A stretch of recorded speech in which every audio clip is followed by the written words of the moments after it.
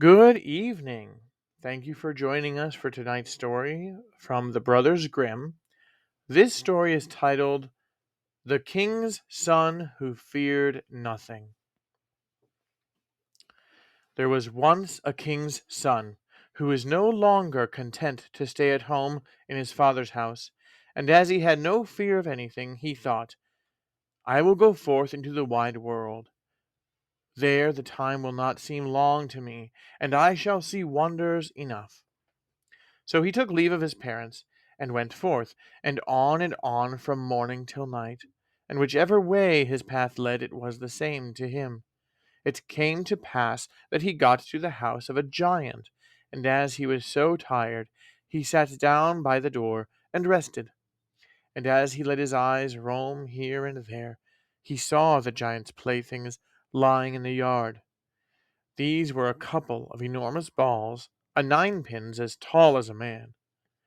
After a while, he had a fancy to set the ninepins up and then rolled the balls at them, and screamed and cried out when the pins fell, and had a merry time of it.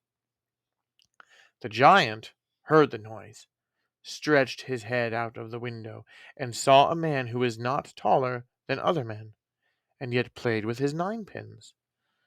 "Little worm," cried he, "why are you playing with my balls? Who gave you strength to do it?" The king's son looked up, saw the giant, and said, "Oh, you blockhead! You think indeed that only you have strong arms? I can do everything I want to." The giant came down and watched the bowling with great admiration, and said, "Child of man, if you are one of that kind, go and bring me an apple of the tree of life." "What do you want with it?" said the king's son. "I do not want the apple for myself," answered the giant, "but I have a betrothed bride who wishes for it. I have traveled far about the world and cannot find the tree." "I will soon find it," said the king's son, "and I do not know what is to prevent me from getting the apple down." The giant said, "You really believe it is to be so easy? The garden in which the tree stands is surrounded by an iron railing, and in front of the railing lie wild beasts, each close to the other, and they keep watch and let no man go in." "They will be sure to let me in," said the king's son.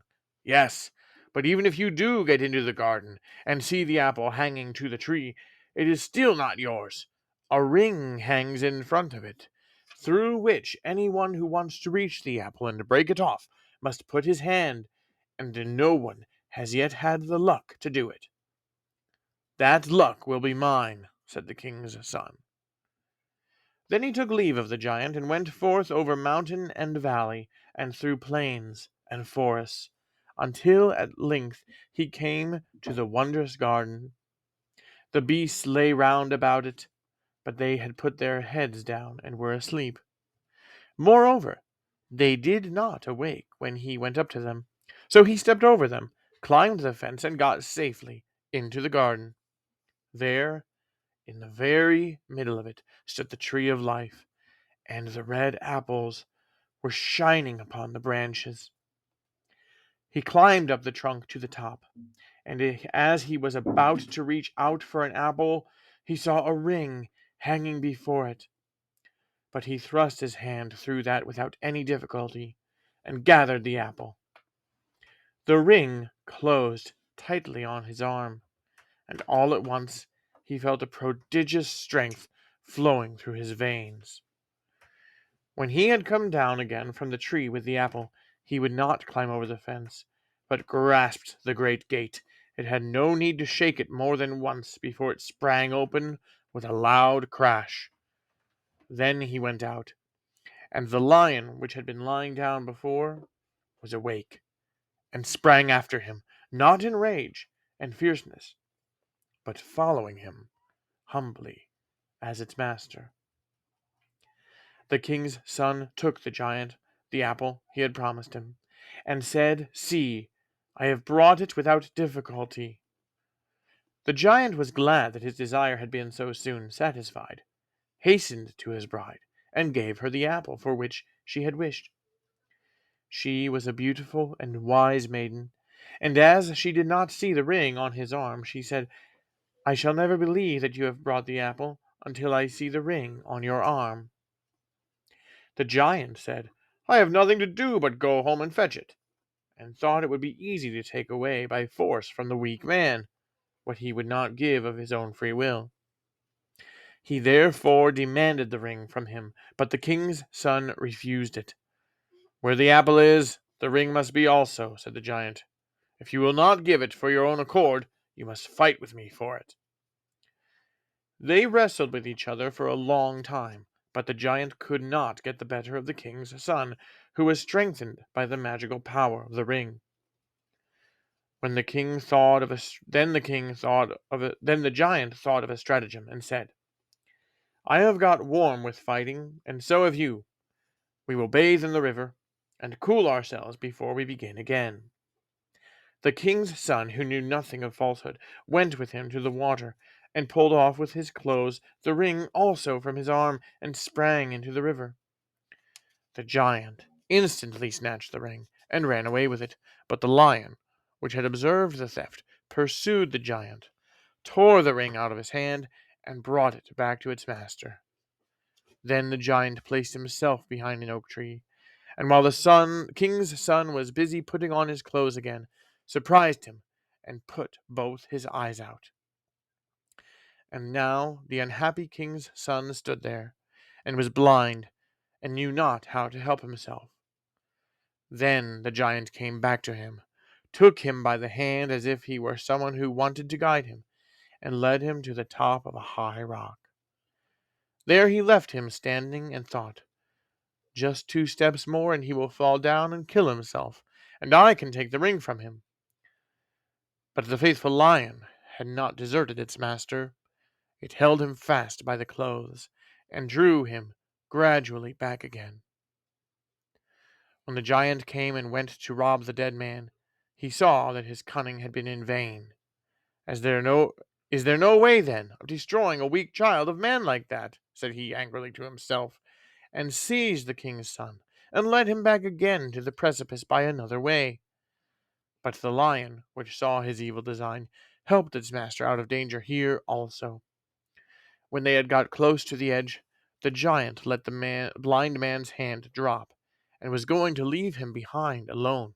But the lion pushed the giant so that he was thrown down and fell, dashed to pieces on the ground.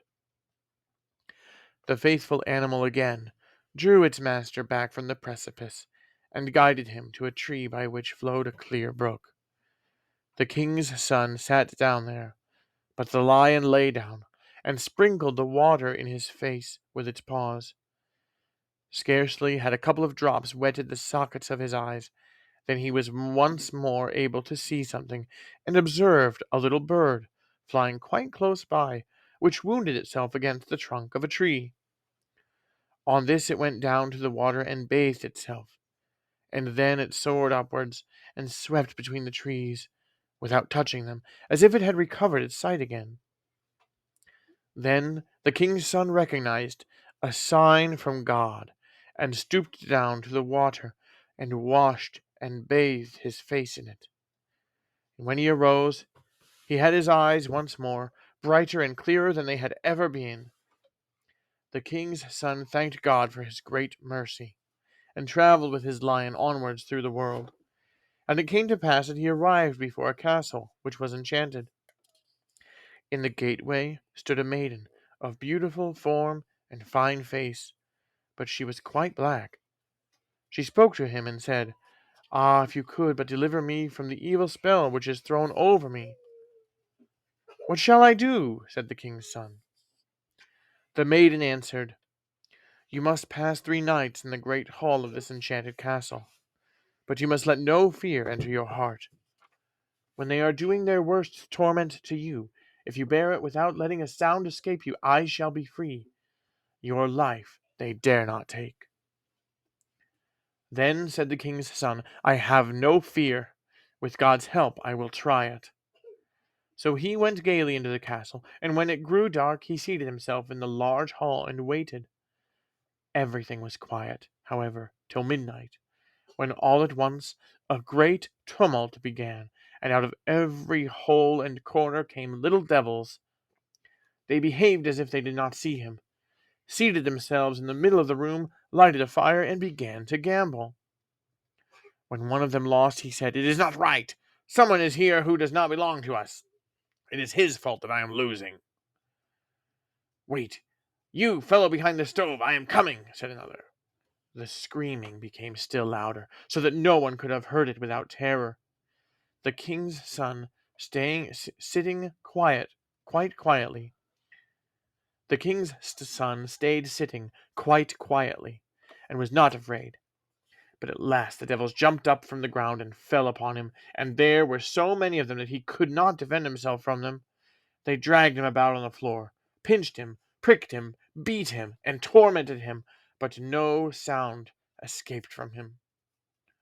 Towards morning they disappeared, and he was so exhausted that he could scarcely move his limbs. But when day dawned, the black maiden came to him. She bore in her hand a little bottle that held the water of life with which she washed him, and he at once felt all pain depart, and new strength flow through his veins. She said, "You have held out successfully for one night, but 2 more lie before you." Then she went away again, and as she was going, he observed that her feet had become white. The next night the devils came and began their gambling anew. They fell on the king's son, and beat him much more severely than the night before, until his body was covered with wounds. But as he bore all quietly, they were forced to leave him, and when dawn appeared, the maiden came and healed him with the water of life. And when she went away, he saw with joy that she had already become white to the tips of her fingers. And now he had only one more night to go through, but it was the worst. The hobgoblins came again. "Are you there still?" they cried. "You shall be tormented till your breath stops." They pricked him, and beat him, and threw him here and there, and pulled him by the arms and legs as if they wanted to tear him to pieces, but he bore everything, and never uttered a cry. At last the devils vanished, but he lay fainting there, and did not stir, nor could he raise his eyes to look at the maiden who came in, and sprinkled and bathed him with the water of life. But suddenly he was freed from all pain, and felt fresh and healthy as if he had awakened from sleep. And when he opened his eyes, he saw the maiden standing by him, snow white and fair as day. "Rise," said she, "and swing your sword 3 times over the stairs, and then all will be delivered." And when he had done that, the whole castle was released from enchantment, and the maiden was a rich king's daughter.